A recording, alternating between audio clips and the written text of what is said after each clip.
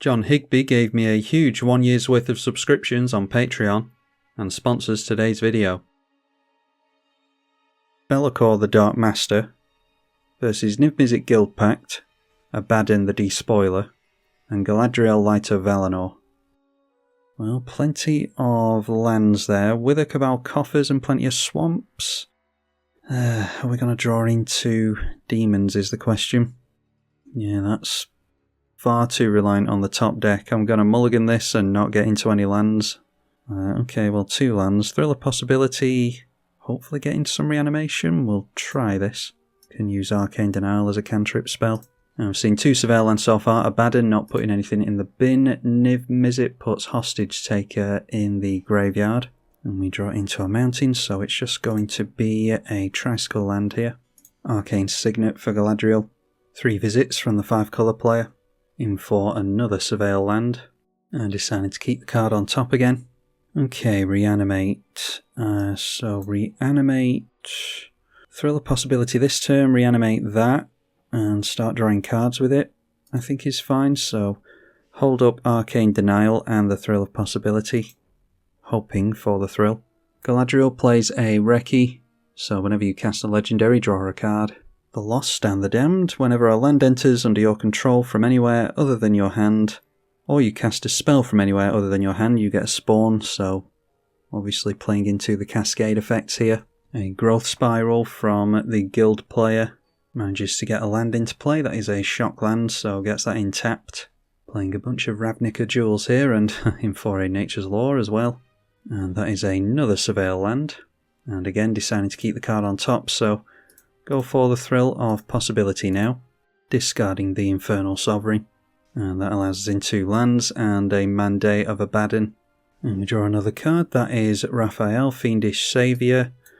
So hopefully the game goes on long enough where we can actually get some of these big demons into play. Let's go reanimate onto the Infernal Sovereign before we play a land. And then Arid Mesa will hold up the Arcane Denial during an opponent's turn, unless we draw into something relevant here. Lose a life and draw a card. Okay, and that's just a swamp, so we've got a couple of lands for the next few turns. We'll just hold up the Arcane Denial, like I said. Galadriel being played and cantripping with the Recce. We will allow the commander into play, I think. Try and protect our own board with the Arcane Denial. And the 1-2 aggressively going in at the right. Prosper Tomebound is always a scary one. And the top card exiled with it is Lord of Change. I decided not to put that in this deck. Bit expensive for only 3 cards drawn. And we don't have all like the flicker stuff in here. I did just kind of throw this deck together. I went with a slight reanimation deck. Yeah, I may well change it if I decide to keep playing it. Niv-Mizzet Guild Pact, I think, is worth countering, because it is really good. Buys us a turn against that thing. So we'll draw a card from the Infernal Sovereign for casting a spell. The Arcane Denial will draw us as well. Alright, and that's into the only other counterspell in the deck, in Mana Drain. And that means that we can go for the Mandate of Abaddon now if we want to. So here's the card draw at the beginning of our upkeep. 2 cards for Niv and 1 for us. And then we'll get a draw step, of course, in which we will draw another card. Draw into Bedevil. We want to be getting into Ramp, really. Oh, we do skip the draw step with this, so it can be a swamp. We'll draw us another card, and that is into Patriarch's Bidding, so if we can start discarding demons to hand size, which we could do at the moment, then that might be worth holding on to. We could set our opponents back by going for this, and I think that's going to be worth doing. They've got definitely less than 6 power and toughness on the Infernal Sovereign, so yeah, we'll choose our creature and go for Mandate of Abaddon. Does mean that we're not holding up removal for the Niv-Mizzet, or holding up the Mana Drain for Niv-Mizzet, I should say. And that cantrips us as well, gets us into Sol Ring, speaking of ramp. So taking out the other creatures, and we'll swing in at Niv-Mizzet, I think. Try and deal as much damage over there as possible. Oh, I didn't notice that. I can't recognise all the different artworks now. Yeah, wasted an attack there. Maze of Ith is there apparently. I actually thought that was a black and white dual land, but apparently not. So could have had 6 damage dealt to someone there. Let's see, I'll get rid of the Raphael, I think. If Magic Online would kindly show it to us. Yeah, I think we'll get rid of Raphael. We can throw some more relevant stuff in the bin with Burning Rune Demon, maybe do that next turn. Arwyn Weaver of Hope is another legendary, and we'll have things come in with a plus counter. Some more ramp with the Nature's Law. Speaking of noteworthy lands, it's worth pointing out there is a Minas Tirith here. We'll need a couple more creatures to make that relevant though. And Izzet Signet for the Grixis player. And then a Maestro's Charm. Look at the top 5 cards of your library, 1 into your hand, the rest in the bin. Might be worth playing in this deck actually. So in the bin we see Night Rampager, Nargle's Conscription, Venom Crawler, and a Dark Apostle. Managed to make 5 lands by turn 5. So we're going to see Niv Mizzet again here. No, it is Dragonlord Silumgar going to take control of our demon maybe? Yes, taking control of that. So Mazavith being left held up. It's noteworthy this can tap 4 green mana, thanks to the Avamaya over here. Missing a land though, so couldn't play the Niv Mizzet again. Alright, a Wayfarer's Bauble. So if we go Feed the Swarm, well, yeah, it'll cost us a lot of life is the problem. But it'll be less mana. Or we could go Bedevil, play a land, play Sol Ring, crack the Wayfarer's Bauble after we've played that. That means we've ramped and got this back and drawn more cards. I think that's going to be worth doing. So it can be Bedevil onto this. So we get that back, play a land into it to draw us a card. I think there's a distinct lack of life gain in this deck is the problem. Like I said, I've thrown it together, so adding more life into the deck might be an idea. Something like a Whip of Erebos or something like that will go with the reanimation theme as well. And the demons that enter into our commander, I suppose, would have lifelink automatically then as well.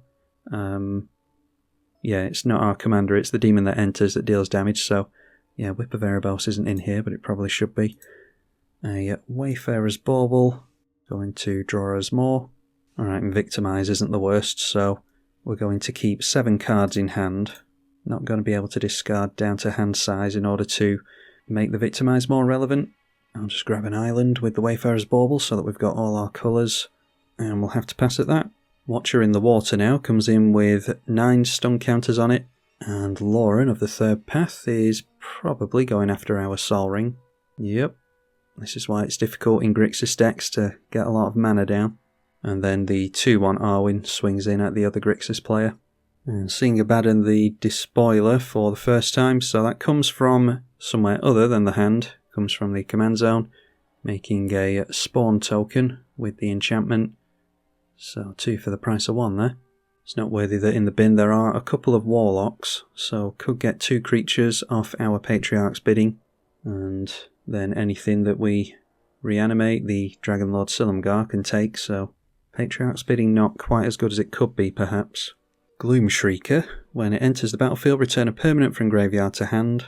And going after the Dragonlord Silumgar, which opens up the opportunity for the Patriarch's bidding, maybe. Alright, let's see what we get off. A Swamp should be fine, we've got plenty of black in hand. Lose a life and draw.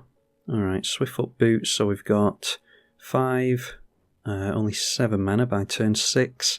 So are we just continuing to go really slow? Haven't managed to dump too much into our graveyard, and as much as I'd love to go for the Burning Rune Demon, holding up the mana drain for Silumgar would be good, although do we need it with Swiftfoot Boots? Let's just try playing the Swiftfoot Boots and see what we draw into. Drawing to raise the Palisade, alright. So if we want to go for Swiftfoot Boots onto there, we can't go raise the Palisade, unfortunately. But we're just holding up mana drain anyway here, I think. So Swiftfoot Boots onto the Demon. And does Niv Mizzet have something for us in response to that? That is a Fire Covenant, so he's able to take this thing out as well as the Infernal Sovereign. Now if we counter that, we'll gain 3 mana, and then we'll have a blue additional ready for this next turn, or next main phase. So I think I'm fine going for that. We're just really trying to buy ourselves time here whilst we are really treading water. Alright, there is Carder. So we could just play the Carder instead, I suppose. Because this Swiftfoot Boots might dissuade the Silumgar from taking our Infernal Sovereign. That means that we can also swing in, because Carder is going to keep things from swinging in at us on the swing back. Also, if we bounce back the Lauren, it's going to take out the Swiftfoot Boots. So, yeah, we'll do this. And we'll go at the other Grixis player who has 5 cards in hand. Not going to fall for the Mazavith again. So finally managing to hit something with a demon. We'll get that 3 mana from the mana drain. Only need 2 of that. And we'll protect ourselves with a Karlov, drawing another card. And there's a reflecting pool. So all the creatures have to attack now, they just can't attack us. And we will pass the turn at that after causing a little bit of chaos. Galadriel into play again. Lauren goes into the left, and the Arwen goes into the right. Arwen survived the Fire Covenant, of course, thanks to us. So the damage being taken there. And then this player is straight through to attacks, so goes in at the left, could lose out on the token, has 5 toughness there against a 4-4 and a 3-2, so the commander probably survives, blocking the token with the 4-4, so that's 1 less body to worry about at least.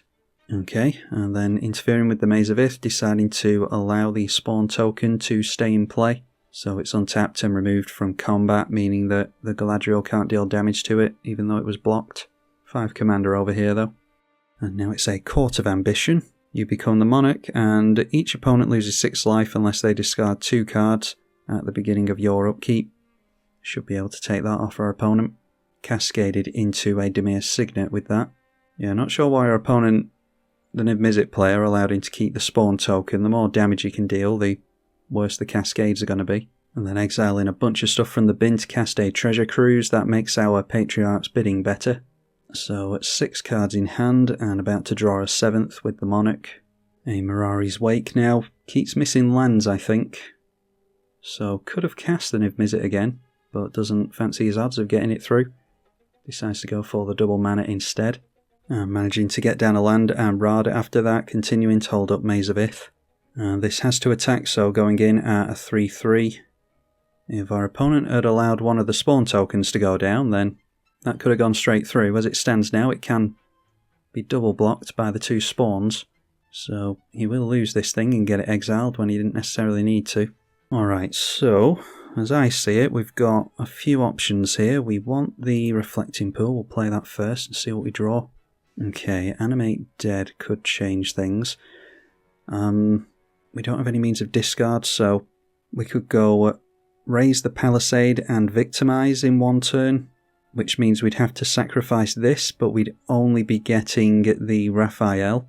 But that does mean that we could maybe Patriarch's Bidding next turn and get Karlov back so that we can mess up attacks again. Or we could swing in with this towards the 3-3 or the 4-4 and encourage them to block so that we can reanimate and mess up again. So it's either Victimize, or we could Burning Rune Demon and then go for Animate Dead onto whatever's thrown into the bin. Let's swing in with everything over here. We can take the monarchy away, so we don't have to take as much life to the enchantment over here. Alright, and they are blocking the Karlov, so that means we'll gain a little bit of life. We still take the monarchy, unless Maze of Ith wants to interfere again. Alright, so we do get the monarch, and Karlov is going to drain, like I said. So Victimize is offline now. So do we just go for Raise the Palisade and Animate Dead? Is that the plan? Okay, we've gone through to the end step. The game's going really sluggish here, so we've got no instants. That's a total waste of a turn. Oh, that's so annoying. Yeah, I must have passed through the main phase. Sometimes, for those of you who don't know, Magic Online, it goes really sluggish, and then you'll input a command twice, which means you're actually in the damage phase from what the client's showing you. And because you pressed pass priority twice, it'll jump straight from the damage phase to the main phase to the end step all in a split second. Yeah, that's really annoying. What I was thinking of there was going Raise the Palisade to bounce everything back, and then maybe we could have Victimized. Maybe it was worth getting down the Burning Rune Demon and Animate Dead. I'm not sure what we would have ended up doing. Anyway, a Tentacle has been made by the stunned creature, so that is scry 2 and draw from the commander. Another creature being made as well, so this time it is a plus counter on each creature you control. They're coming in with plus counters already thanks to the Abaddon, or the Arwen. Cyclonic Rift here would be incredible. Okay, it's another sorcery in the form of a Windfall. I can't believe that's... Oh, that's so irritating. Passing the turn over with all that mana held up. We get to discard this at least, so we'll just pretend that we did that on purpose. That's obviously good for reanimating with the Patriarch's Bidding, but this assumes that we actually survive through to our next turn, which I'm not confident we will now. Can't believe the lack of demons we've seen, to be honest. Alright, well I don't feel as bad now. We've just seen a Cyclonic Rift during an opponent's turn, during Galadriel's turn. Doing it during the main phase, so let's see here. Magic Online continuing to bug out. No idea where everything's attacking here. I'll assume it's all coming in at us. Yep, we've gone down to 4 and the monarchy is taken away from us. May well be that either player gets a hasty creature into play. But yeah, we could have had all the creatures out of play there if we'd gone for Raise the Palisade like I wanted to. Let's see here, it would have been 1, 2, 3, 4, 5, and 3 mana held up. Maybe we would have gone Animate Dead, I'm not sure.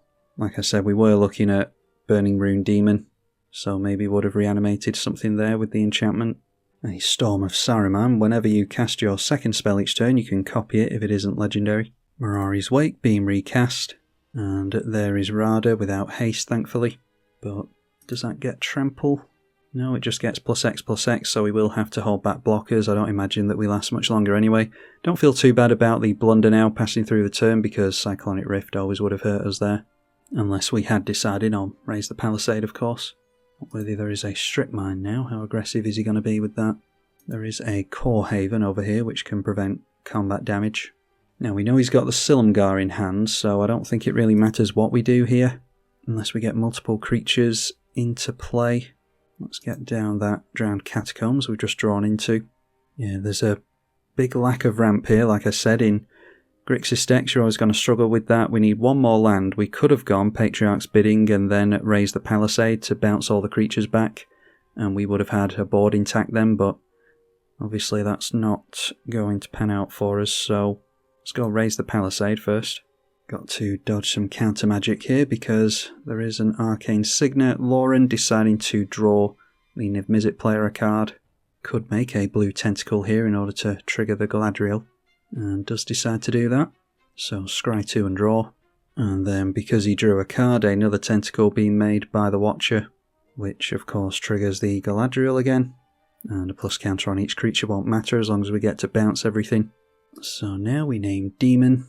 Bounce all the non-demons and successfully do that, that's good. So I think it's Animate Dead and a Swiftfoot Boots, and then we'll see where the Lauren goes. Lauren should be pointed at this or this, but they may well just go after the Swiftfoot Boots. We'll play the Burning Rune Demon, try and tutor something decent into the bin. So that enters, search for 2 cards, and one goes into your hand, one goes into the bin. Why don't we grab ourselves a Faithless Looting? Might be a good one, actually. We can go Faithless Looting. And funnily enough, we actually can't cast the Liliana's Contract now because we'll lose 4 life, and we're on exactly 4 life. And we'll just go Rakdos the Showstopper, I think, for the sheer fun of it. And then we'll allow our fellow Grixis player to decide what he gives us. Okay, deciding to put the Rakdos Showstopper into our hands, so we'll play the Swiftfoot Boots. Can't afford the Faithless Looting to be flashed back, that costs 3 mana. I think this player must have discarded to hand size. There's a Judith in the bin, as well as a Venom Crawler. There is a Night Rampager. Anyway, looks as though our Animate Dead went down there. That was to a Nature's Claim. We do gain some life from that at least. So the Liliana's Contract is back online. A Jedit Ojanin did not enter with a Cat Warrior. And following that up with an Arwen. And looks like he is paying the green into it this time to make a cat, which enters with a plus counter thanks to the Arwen. Then casting a Farseek to end the turn off. Just trying to see what's in the graveyards here. There is a Judith, so there's a couple of humans, because the Reki is a human, I think. Yeah, that's still a human over there. There is a Phoenix here as well. Whenever you cast a spell with Cascade, return it from graveyard to hand, so they may well want to reanimate that instead. And then this is a human pirate as well, so definitely the humans are coming back. So 3 humans and a Phoenix, we'll assume, to our demons. Abaddon back into play. Will not have a Cascade spell, you wouldn't have thought. Could have a second spell though, which will trigger the enchantment. That is the Dimir Signet, was bounced back, so getting a copy of that. Rada back into play again for the guild player. Does have the double mana now. Managed to hold on to the Mirari's Wake. See if he can get haste. Cracking a Verdant Catacomb. Yet another Surveil land. And getting rid of another fetch land off the top. Kunaros is Vigilance, Menace and Lifelink. Creature cards in graveyards can't enter the battlefield. We're going to have to use Feed the Swarm on that, I'm afraid. Alright, a Haunting Voyage, more mass reanimation for us. We can't foretell it and cast it in the same turn, I don't think. Yeah, on a later turn for its foretell cost, that's annoying, so otherwise we could have reanimated everything, but we do need to get rid of the dog first, so let's play a land, feed the swarm onto the dog, we'll try. Alright, managed to get rid of that, is good. So now we've got 3 mana for Faithless Looting, and 5 mana for the Patriarch's Bidding, and if it gets countered then we gave it a good shot. So draw 2, discard 2, there is a new one, Seeker of Slanesh. Each opponent must attack with at least 1 creature, each combat available. I think they're doing that anyway, to be honest, but could mess them up. I think we want a Tutor off Runescarred Demon, although we won't be able to cast anything. And messing up our opponents with Rakdos is probably going to be a good idea. So we'll attempt this Patriarch's Bidding now. Okay, that goes straight through, so we are naming Demon. We're going to see some humans enter. Okay, we've only got 2 creatures. There's... Alright, well that's a devil, so probably shouldn't be in the deck. I had it in my head that was a demon for some reason, but we didn't get the Carder. That's a demon.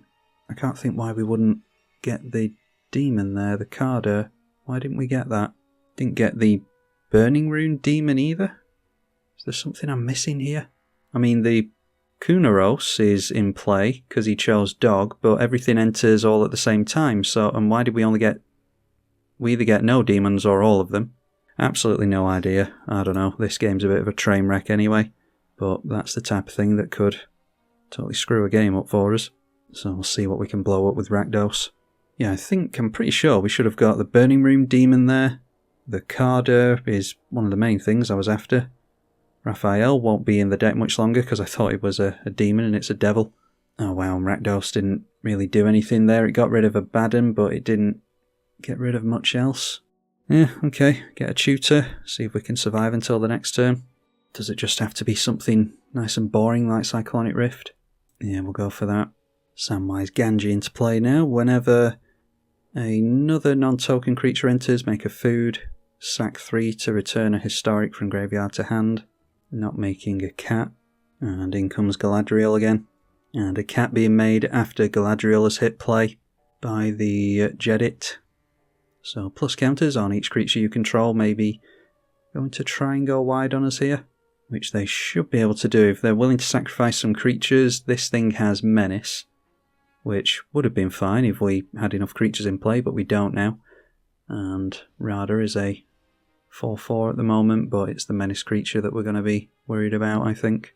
Is this Forest Walk? Oh, that has Forest Walk anyway. Okay, I missed that. So, yeah, a 4/4.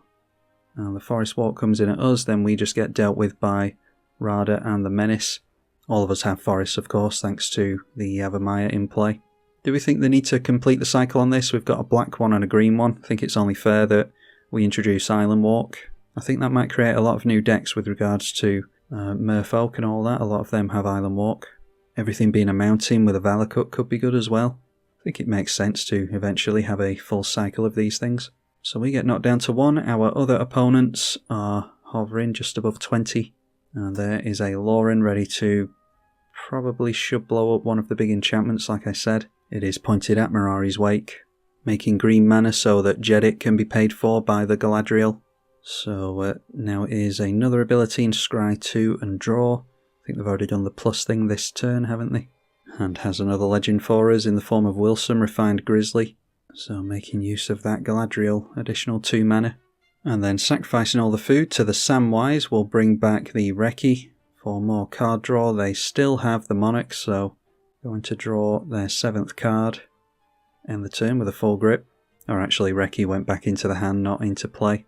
So ending the turn with a full grip, Reki in hand now, thanks to Samwise.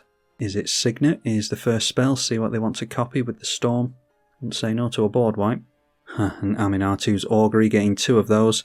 Exile the top 8 cards, put a land from amongst them onto the battlefield, and for each non-land card type, you can cast a spell of the type without paying the cost. So, yeah, we'll see what he's got here. There's an artifact, in Cryptolith Fragment, 1 mana of any colour. Each player loses 1 life. Of course it's a rock that has you lose a life. And there's more life lost there. I think, if I remember it rightly, Brass's Tunnel Grinder. You can discard any number of cards and draw that many, and it can be transformed. It's not the one I was thinking of where you can lose life off that, but we'll lose into this next turn anyway. A Sloppity Bile Piper. Sack a creature. The next creature you cast this turn has Cascade. Then a Dig Through Time, looking at the top 7 cards, 2 into hand. And a Florian. Then a Bituminous Blast, and that is 4 damage onto this so that it can start making tokens.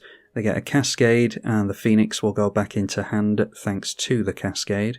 Cascading into Retrace, which is another Cascade effect, so they'll basically just get to cast this again by discarding a land. So that is an Ancestral Vision, draw 3 cards straight off the top. The damage lands, getting rid of the cat. And then call forth the Tempest. Damage to each creature your opponents control equal to the total mana value of other spells you've cast this turn. So there's that board wipe we were after. Delayed Blast Fireball is even more damage. That's to each opponent and each creature they control, unfortunately. So that is us done.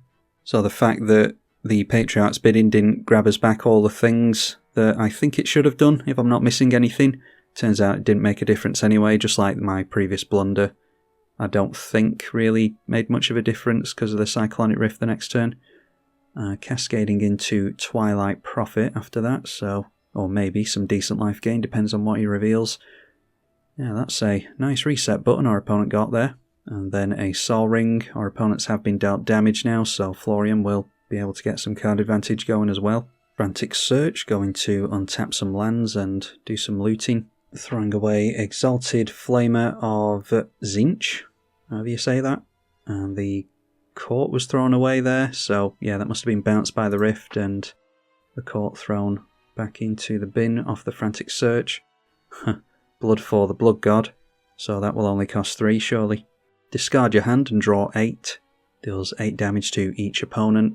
So we're finally getting the life totals down here as this player goes off. So Florian is going to trigger during the second main, like I said. They've got 8 cards in hand at the moment. Only 34 cards left in the library though, I bet he's looking at most of them. Luckily the rest go on the bottom in a random order, so he's not milling himself with that. And there, the Brass's Tunnel Grinder. If you descended this turn, put a Boar counter on it, and it needs 3 of those, so definitely getting 1 Boar counter on there. Niv-Mizzet casting Boartuck Bone Rattle. When it enters the battlefield, if you cast it, choose a creature from graveyard. They've gone after the pirate, so that comes into play. It's going to exile something, goes after the life gain and means of card advantage. Got a full grip there anyway. Everyone's had a full grip throughout the entire game really. That's what's made it really difficult for us, is all the interaction. I think this demon deck's more of a power level 5, 6, like it's really slow, but it can get some big smashy creatures into play. If your Patriarch's bidding works, that is. So now casting the Twilight Prophet from underneath the pirate in order to try and gain some life. Yeah, it's been a really interactive game. I think it's been a fun one. It's been a really unique one. This is your typical classic Commander game, I think, with all the big splashy stuff that goes on, like Abaddon was just doing there. It's been a difficult one for us, though. And a distinct lack of life gain, I think. I think I need to add some life gain into this list. Anyway, Galadriel starting with 8 cards in hand. So throwing out the Recce. Wants to see some new cards, apparently. Recce cantrips when you cast a Flowering of the White Tree into it. Most of the creatures are going to have a +2/+1 buff and ward 1. Then Arasta of the Endless Web is going to see instants and sorceries and make a spider. Another board wipe, Decree of Pain from the 40k player. I don't think this game's going to be ending anytime soon, alright. A Heroic Intervention. Not sure who cast that actually, I'm assuming it's the Galadriel player. Indestructible and Hexproof. Will get a spider that's going to get taken down by the Decree of Pain for a card. You'd think Abaddon would have drawn enough cards by now. 26 left in the library, 12 in hand after the land drop. There's a Reliquary Tower in play now as well. Has not tapped down the Cryptolith for mana yet. This will be the second spell, I think. Yes, it is the second spell, so Palace Siege, there's going to be 2 of those, so he could choose both of the abilities or one of them twice. So with this one, it is dragons. At the beginning of your upkeep, each opponent loses 2, you gain 2. And Karn's on that one, so at the beginning of your upkeep, return a creature from graveyard to hand, throwing down a talisman, 10 cards in hand, and then tapping down the cryptolith for some mana. Each opponent loses a life, and just deciding to pass the turn at that seemingly. Brass's Tunnel Grinder has seen a permanent hit the bin, so we'll get its penultimate counter. Through to Niv Mizzet's turn now. General Ferrus Rockrick from Niv Mizzet, looking to make a bunch of 4/4 golems, unless there's a 17th board wipe during this turn cycle.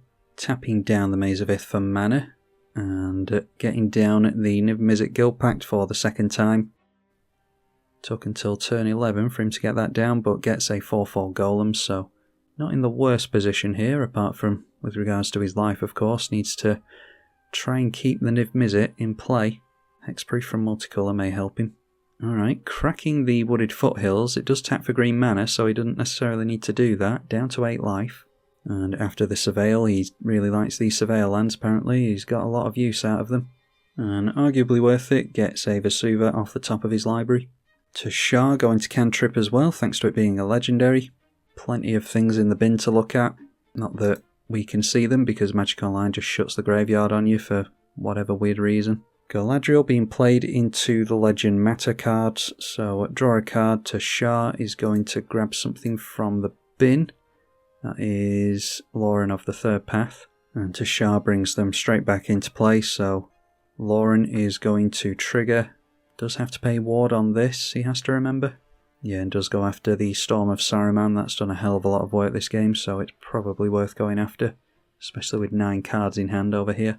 Paying the ward 3 on that, and ending the turn with an Academy Manufactor, which is a historic spell as well, so Tashar continuing to do work, and we'll grab Merry. And not sure if we've seen Pippin yet. I don't think we've seen Pippin, Warden of Isengard, so could fetch that out of the deck. Don't think he did it though. And this is an artifact entering after Merry does, so brings in a soldier with lifelink. Rebuilding the board very nicely with that Tashar.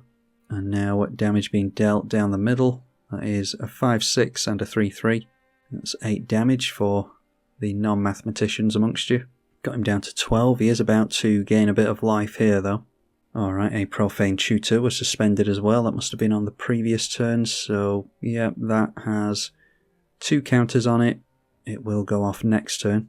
Returning to hand. I can't pause the game anymore because we're not playing anymore. Obviously our opponents aren't going to wait for us. I think a Noise Marine was brought back into the hand. That was from the enchantment at the beginning of the turn. We either see it this game or we don't. No worries about not knowing what the Noise Marine does if we're not going to see it this game anyway. A land was cycled there to draw a card. This being tapped down again, whittling away at our opponents, particularly this one who is stuck at 5. Then it is Keeper of Secrets, one that I was looking at putting in my demon deck. Whenever you cast a spell from anywhere other than your hand, it deals damage equal to the spell to a target opponent. Can they recast the commander here? Do they have the mana for it? Because they could get rid of this player. Yes, Abaddon comes from exile, so alright. Not sure how much mana they put into that, but Keeper of Secrets is going over here. So that is 8 damage there. Noteworthy that Niv Mizzet can gain life, so need to be careful here. There we go, there's the Noise Marine that they fetched, so 5 mana for a Cascade. When it enters the battlefield, damage equal to the number of spells you've cast this turn to any target, so we'll assume that he's going to be able to get rid of this player. How many spells has he cast? We'll assume it's around 5. The Ruinous Powers. Choose an opponent at random, exile the top card of the player's library. You can play the card and spend mana of any colour. They're not going to be doing that because they don't have the mana to be able to play that. They might need another spell off a Cascade here. I'm not sure if they've got enough to get rid of this player. They might just leave him at 1. The Bloodletter is actually really good now. The next Cascade is Bloodletter because it doubles up the number of life being lost, the amount of life being lost. So that works out quite nicely. I'm not sure if... Did he get rid of that player? I think this must have been pointed at him. Yeah, so that must have got rid of him, and then the Noise Marine gets rid of this player. So very, very impressed with this Abaddon deck. There's some really high CMC spells in there, but the Grixis player managed to make it work, unlike us. I think it may well be that we drew a lot of attention away from this player, so I've been intrigued to see how a deck like this would work on the regular, but it was really fun to see it go off this game. Hopefully you all enjoyed it. If you want me to play more of the 40k decks, then let me know in the comments section. It's difficult to keep track of all the different commanders that people want to see and all the different commanders that there actually are. Anyway, hopefully you all enjoyed it. Like I said, big thank you to the patrons for their support of the channel as well. I'm tribalkai. Thank you for watching.